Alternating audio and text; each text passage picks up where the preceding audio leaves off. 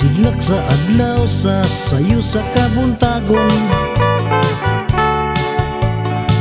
masuunta ang kataho maning kalibutan. Gidayan-dayan sa nahig mata nga kalanggaman, nga nanag-awit ning kabukiran. Ug mo padulong sa pagsalop sa kahaponon,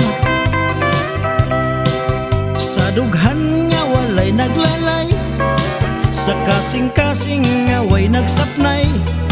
Sama ka na ko nga sinalikoy ay magamahay.